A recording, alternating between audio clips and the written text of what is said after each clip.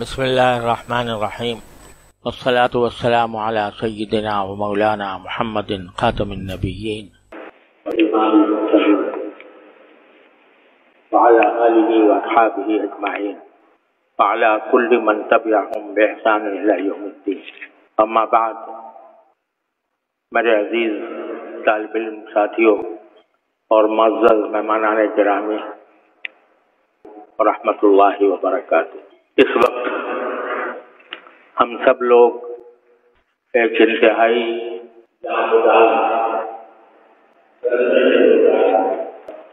یہ الفاظ زبان پر لاتے ہوئے بھی دل کٹ رہا ہے کہ ہمارے دارالعلوم کے گرامی میرے بہت ہی محسن اور مشفق بھائی، جن کے ساتھ میرا 75 سال کا ساتھ رہا ہے، آج وہ اللہ تبارک و تعالیٰ نے ان کے وقت موعود پر انہیں اپنے پاس بلا لیا. اس صدمے کے اظہار کے لیے میرے پاس کوئی ذخیرہ نہیں ہے. ہم سب کے لیے ایک بہت بڑا صدمہ ہے، ایک عظیم سایہ ہمارے سر سے اٹھا ہے. آپ حضرات جانتے ہیں کہ تقریباً 2 سال سے حضرت صاحب فراج تھے، لیکن اسی دوران الحمدللہ وہ باتیں بھی کرتے تھے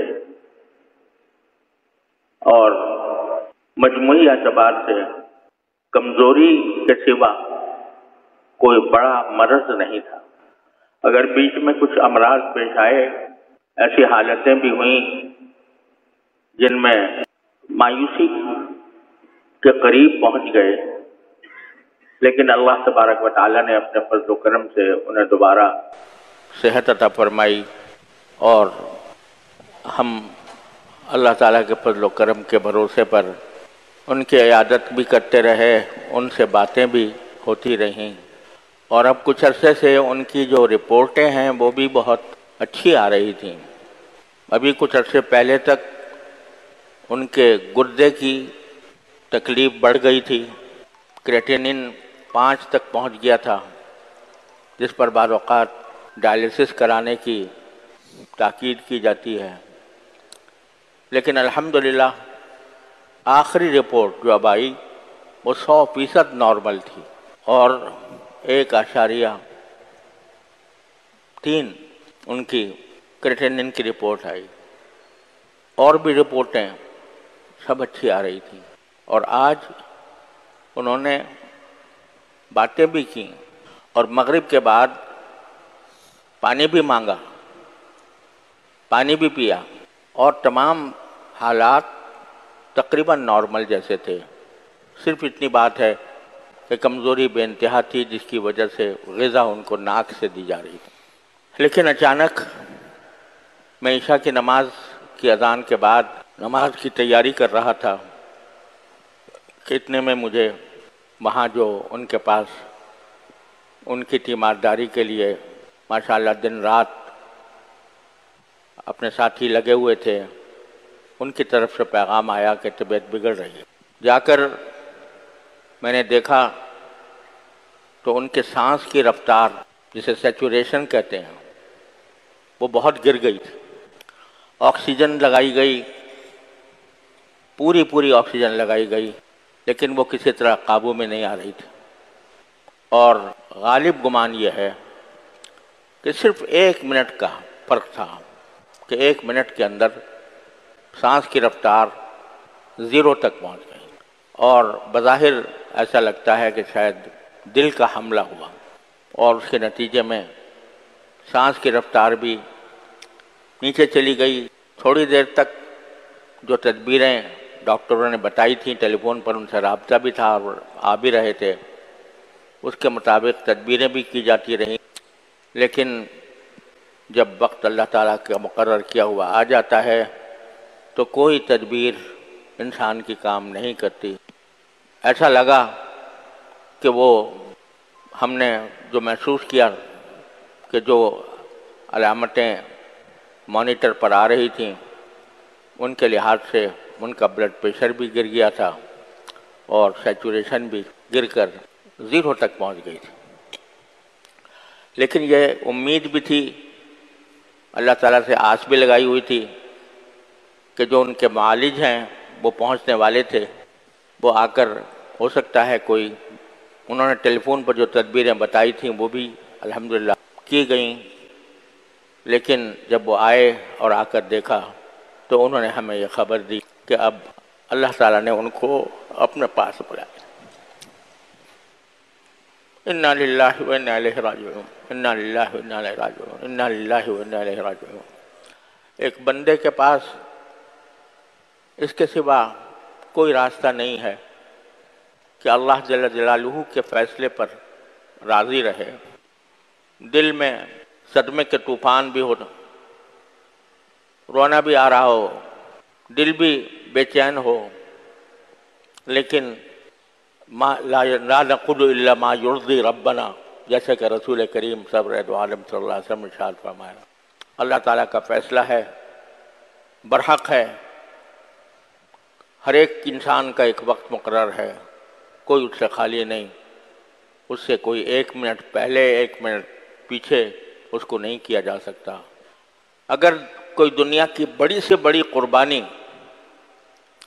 किसी इंसान के सांसों में, उसके दिल के धड़कनों में इजाफा कर सकती तो सहाबे कराम रज़ियल्लाहु ताला अन्हुम अजमाइन रसूल करीम सल्लल्लाहु अलैहि वसल्लम के एक सांस के बदले अपनी हज़ारों जिंदगी निछावर कर देते।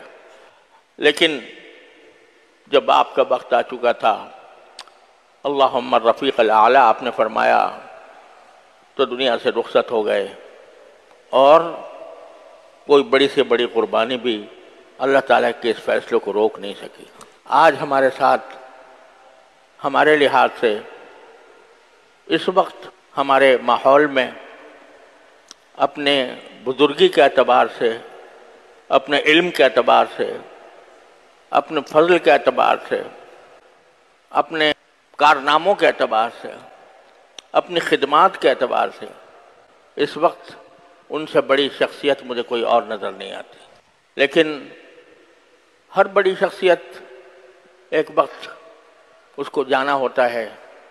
अल्लाह ताला ने अल्हम्दुलिल्लाह उनको इस हालत में अपने पास बुलाया कि उनकी अल्हम्दुलिल्लाह उनके फ़ुयूज़, उनके शागिर्द, उनके उलूम, उनकी किताबें, उनकी तसानीफ, उनके फतावा अल्हम्दुलिल्लाह सारी दुनिया में फैज़ फैला रहे हैं। इसलिए जो हरगिज़ नमी यदां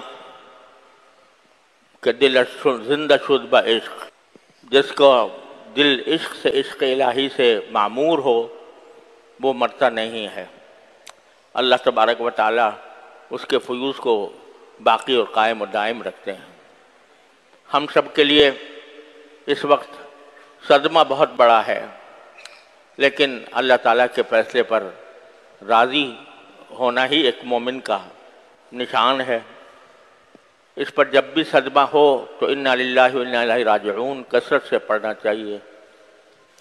और मैं आप हज़रात से ये दरख्वास्त करता हूँ, सबसे दरख्वास्त करता हूँ कि जो वक्त है उसको ज़्यादा से ज़्यादा उनके इसाले सवाब के लिए खर्च करें।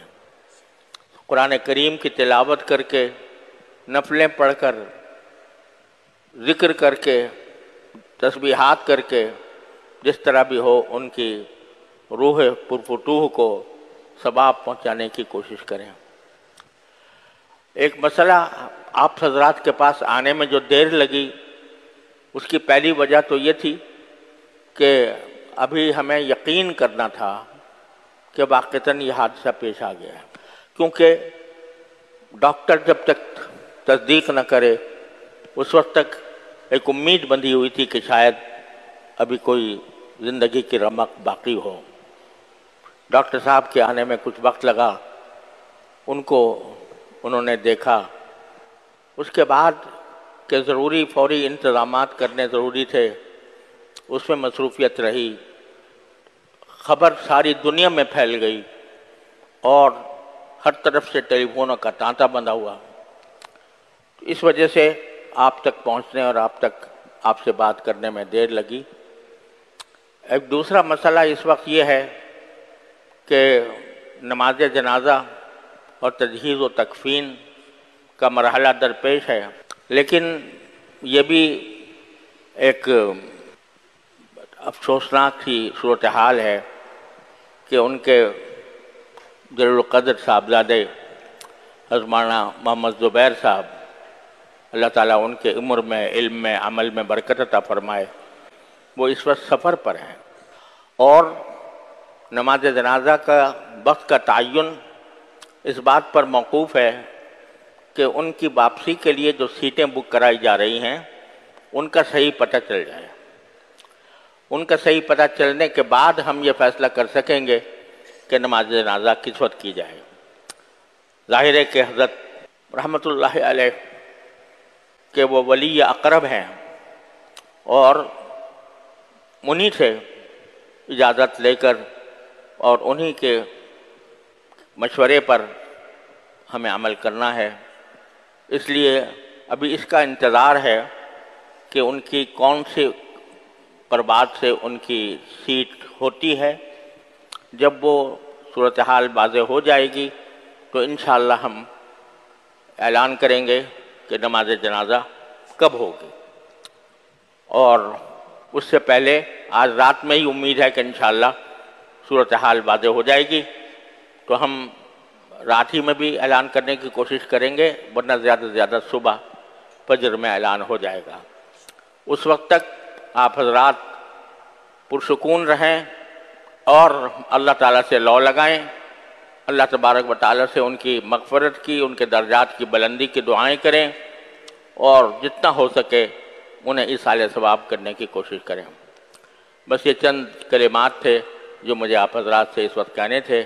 اللہ تبارک و تعالیٰ اپنے فضل و کرم سے ہمیں اس عظیم صدمے کو سہارنے کی توفیق عطا فرمائے، اور اللہ تعالیٰ ہمارے ملت پر، ہماری قوم پر، ہمارے ملک پر، ہمارے دارالعلوم پر جو صدمہ آیا ہے، اللہ تبارک و تعالیٰ اس کو اس کی ذمہ داریوں سے اپنے رضا کے مطابق عہدہ برا ہونے کی توفیق عطا فرمائے۔ وآخر دعوانا ان الحمدللہ۔